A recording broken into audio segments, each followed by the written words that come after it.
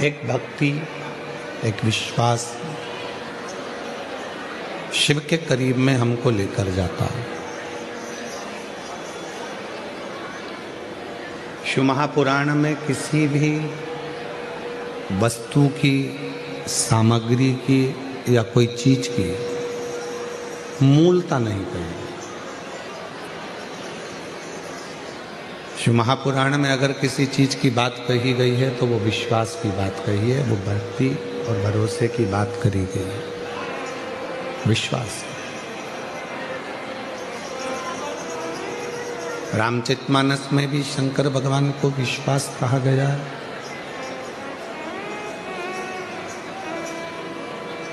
शिव जी को पूर्ण भरोसा और पूर्ण विश्वास की तुलना तुलसीदास बाबा ने दी है।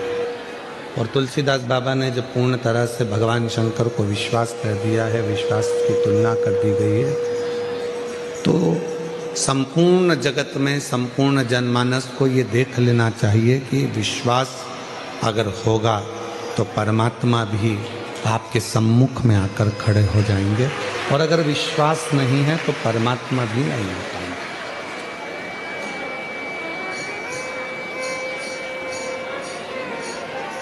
किसके वचन पर, किसकी बात पर आप भरोसा करते हैं, किसके वचन पर आप भरोसा करते हैं, किसकी बात पर आप भरोसा करते हैं, या आपके ऊपर निर्भर करता है, या आपके ऊपर है।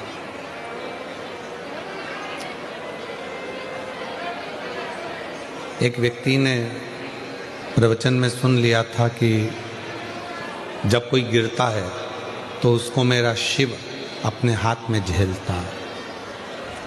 उसने एक प्रवचन में सुना।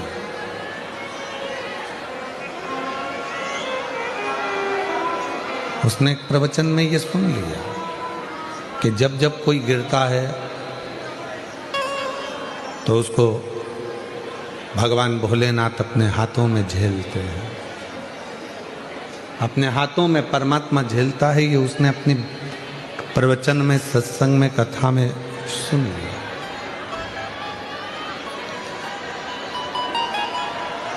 प्रवचन में ये उसने सुना।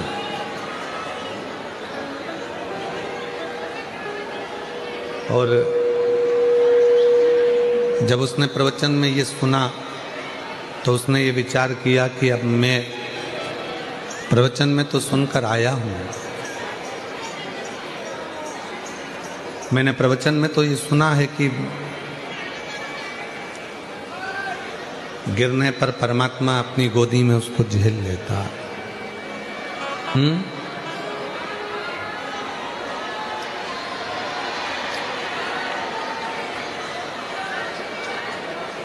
कि परमात्मा गोदी में उसको झेल लेता है, यह हमने प्रवचन में सुना है।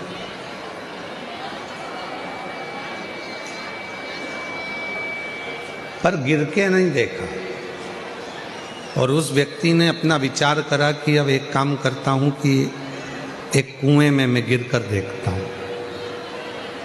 पर संत ने ये थोड़ी ना कहा था कि तुम कुएं में गिर कर देखो।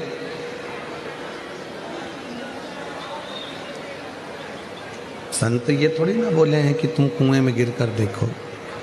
संत ने तो कहा कि जब संसार का मनुष्य गिरता है तो उसको शिव अपने हाथों में झेल लेता है, भगवान शंकर अपने हाथों में झेल लेते।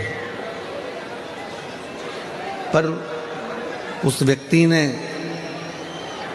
वो सत्संग करने वाले, प्रवचन करने वाले के मुख का शब्द सुना, और सुनने के बाद में वो मुख का शब्द सुनकर कुएं में कूदने के लिए, कुएं में गिरने के लिए गया।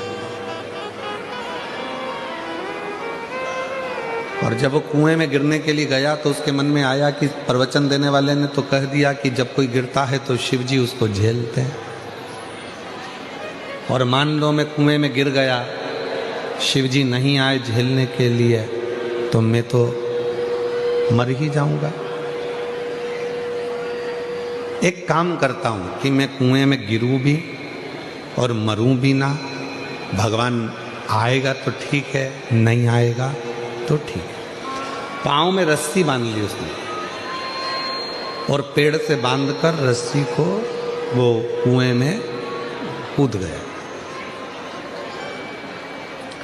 2-3 दिन तक वो कुएं के अंदर लटका रहा, पर शिव नहीं आया, भगवान नहीं आया, भगवान पहुंचे ही नहीं। फिर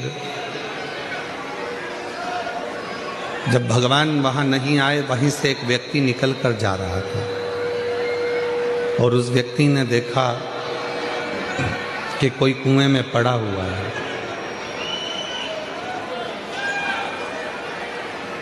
उसने जाकर पूछा, भैया मैं तुमको कुएं से निकाल देता हूं, मैं तुमको कुएं से निकाल देता हूं। तो उसने कहा, नहीं नहीं, मुझे कुएं से मत निकालो। मैंने किसी के प्रवचन में सुना था कि जब कोई व्यक्ति नीचे गिरता है तो उसको शिव अपनी गोदी में झेल लेते हैं।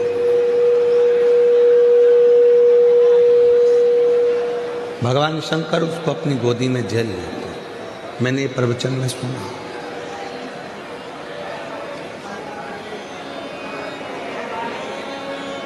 इसलिए मुझे निकालो मत ही।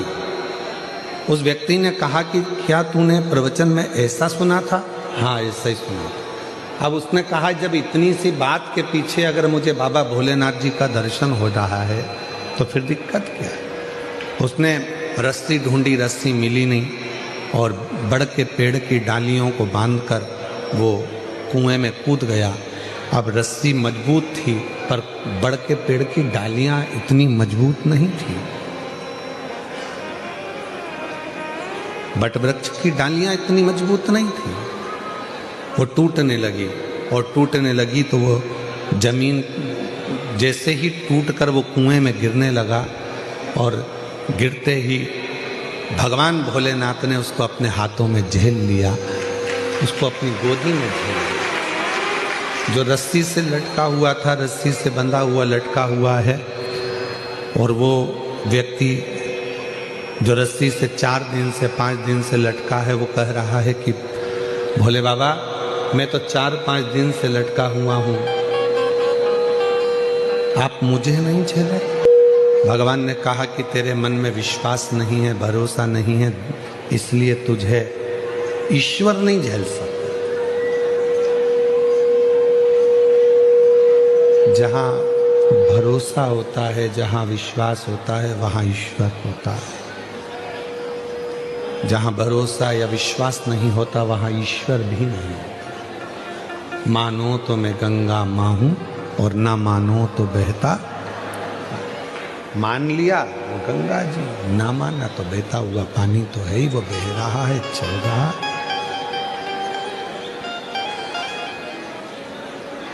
वो बह रहा है, चल रहा। शिव विश्वास की एक मूर्ति है, भगवान शंकर भरोसे की एक मूर्ति है।